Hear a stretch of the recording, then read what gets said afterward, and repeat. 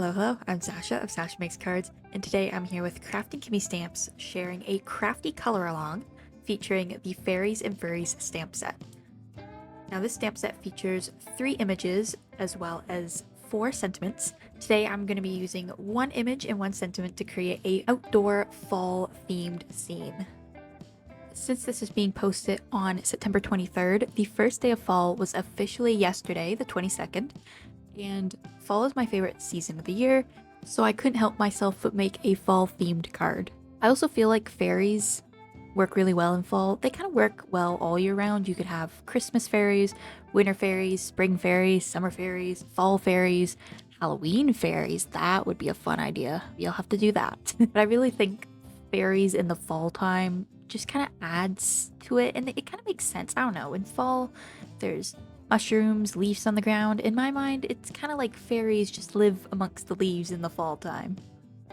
So I thought a fairy outside in a fall themed card would be perfect to celebrate the first day of fall. Now, since this is going to be a 1-layer alcohol marker colored outdoor scene, I stamped the image onto an A2 size panel of hammermill cardstock. You can use whatever cardstock you prefer when it comes to alcohol marker coloring, or whatever coloring medium you want to color it with. You can use watercolor, you can use all pencil crayons, you can use crayons, it doesn't matter, whatever you want. I'm just most comfortable with alcohol markers. I would love to be able to color with watercolor. I have tried. It hasn't gone well in the past. Maybe I should try that again. But today, since I'm using alcohol markers, I stamped it onto an A2 size of hammermill cardstock, which measures 4 1/4 by 5.5 inches. And since, of course, I'm coloring it using alcohol markers, I stamped the image using an alcohol marker friendly ink. I then took a regular old pencil and kind of sketched out very lightly and planned out a bit the scene that I'm going to create. I sketched out 2 lines to form the grassy kind of field, the grassy hill, whatever you want to call it, that the fairy is going to be sitting on, as well as a tree and some bushes in the far off distance, which are going to be orange to be changing colors for the fall season. I very lightly erased these lines so that when I'm coloring with my alcohol markers, they didn't show through. However, if it does end up showing through, you can always erase it after you're done coloring. It should erase just fine. Now, since I like to ramble on, I'm already almost finished coloring the grass here. But today I'm going to be coloring using Ohuhu alcohol markers. Of course, I showed the colors that I'm going to be using up on the screen with that little chart I created. If you would like to use these colors or similar colors, or want to create a similar scene, similar card, whatever, you can refer to that chart to kind of also create your own fall colored palette using whatever coloring medium or alcohol markers of your preference that you would like to color with. To color the grass, I started with my darkest color working my lightest color, which is my usual way of coloring. I started by laying down the G7 in the very edges of the grass, as well as just kind of throughout to give it a bit of variety. Because when you look outside, the grass isn't, I mean, if you have a really nice lawn, maybe it's all just one even color.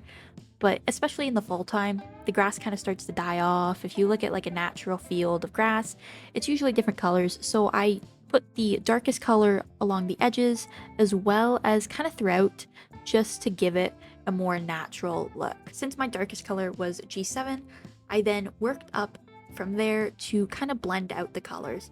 So I went from G7 to G470 to G270, then G240, and then G220. I did end up going in at the very end to kind of give the grass a darker appearance, as well as to blend out the colors just a little bit more. Now, in the scene that I'm creating, there's basically 2 fields of grass. There is the field of grass in the foreground at the front of the card, as well as one in the back, further kind of in the distance. Coloring medium on a 2D service, it can definitely be hard to convey the depth and perspective of what you're coloring, what you're drawing.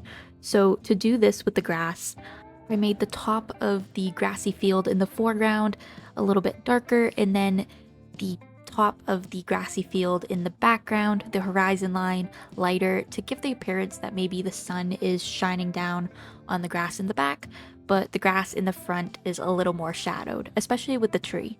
Now, to really give the grass a more kind of fall appearance as if it's kind of dying off, I use two tannish brown colors, E210 and then E280, to help the grass look a little more dying and dead. As for the orange trees and bushes in the background, as well as the tree, I first laid down my lightest color. Now this is kind of opposite how I usually do it, but I decided to do it this way as it kind of gives a bit of a template almost. It gives you a bit of a plan, an area to work with, and a better idea of exactly what you're doing when you lay down the first color. From there, I then, for both the tree and the bushes in the far off distance, I then layered the colors. So for the bushes, I went from YR4 to Y10 to YR180, and then YR1 kind of before going back with the YR4 to further blend everything out. For this, I kind of just did some really nice blobby shapes and some dots, as again, they're in the far off distance, you're not going to see a bunch of details. As for the tree, I went from the lightest color of the tree, which is E220, to the darkest color of the tree, which is E430, to then kind of just building it up. Now, when you look at a tree, no two trees is going to be the same, and that's always what I remind myself when I'm coloring outdoor scenes. It's nature. It's not going to be perfect. Everything's going to be different. You don't have to worry about it being all perfect and the same. It's just natural. It's what it wants to be. So for the tree, I started on top of the E220. I started just kind of laying down strokes of my alcohol marker, just stripes using the darkest color, and from there just blending it out. And it creates a very natural kind of grainy wood effect. As for the leaves at the top of the tree, I use the exact same kind of orange as well as one dark yellow alcohol markers that I use for the far off orange bushes, trees in the background. And to do that, I just put down little dots. They're just little leaves. You don't have to worry too much about them. Now for the sky, I created my sky using a blue ink. For this, I used Salty Ocean Distress Oxide. I very lightly, barely dipping into the ink, just used a blending brush to blend a very subtle blue sky. You can use the alcohol markers or whatever coloring medium you're using. I'm not very good at creating skies using the alcohol markers, so I decided to go with ink blending. After the sky, I then created some little blades of grass in the grassy fields to kind of help blend together where the tree meets the grass, as well as just some grass in the corners, just to add a little bit more variation and interest to the scene.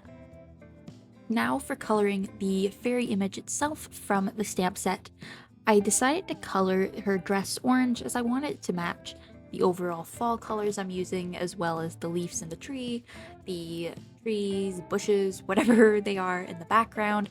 I just wanted it to all kind of match. And I'm also reusing, I'm sure you've noticed, I'm reusing a lot of the same colors, so I want to reuse that orange color combination to color her dress. Pretty much the coloring for the image is exactly how I always do it, working from my darkest color to my lightest color.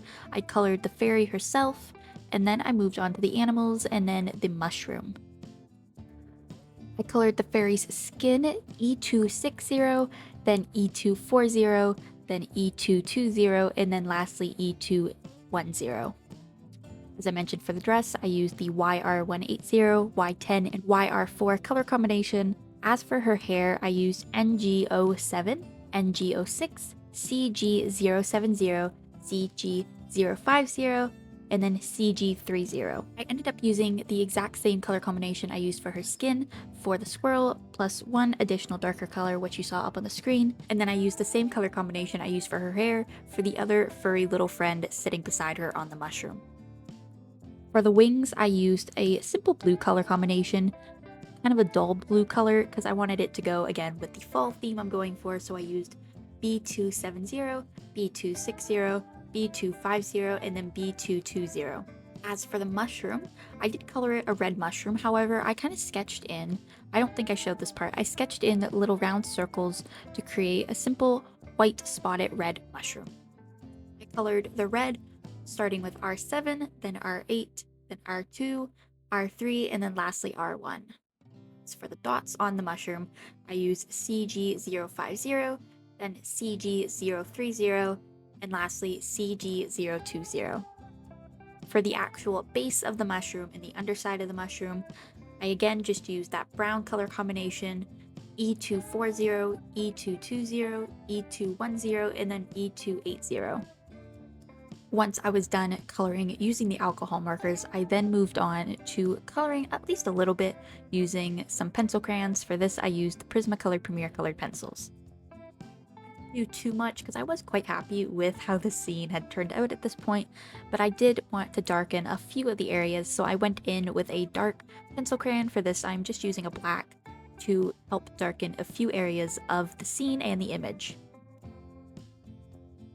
Now, if you are going to use a black pencil crayon, you do have to be careful. It is very easy to overdo it. I don't know if it's quite the proper thing to be doing, but I think in the end it always turns out okay. So that's how I like to do that. I did also use a darker green pencil crayon to further blend out and add a little bit more color to the grassy scene as well. Now that the scene and image are officially all colored, I'm very happy with how it turned out. I think it's perfect for fall. I then finished up the card by first gluing the panel onto an A2 size card base. For this, I just used some liquid adhesive, and then I stamped one of the sentiments onto the scene. I decided to go with the sentiment, "Have the very best day, sweet friend." And that is the completed card, as well as the completed Krafty color along. I'm really happy with how this card turned out, and I really hope you enjoyed today's Krafty color along. And I hope I did an alright job at kind of explaining what I'm doing and my coloring process. I kind of just go for it, so I never know how to actually explain it, so I hope that part was okay. But anyways, thank you so much for watching.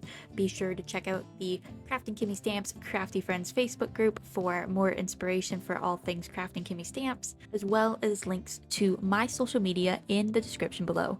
Thank you so much for watching, and I will see you next time.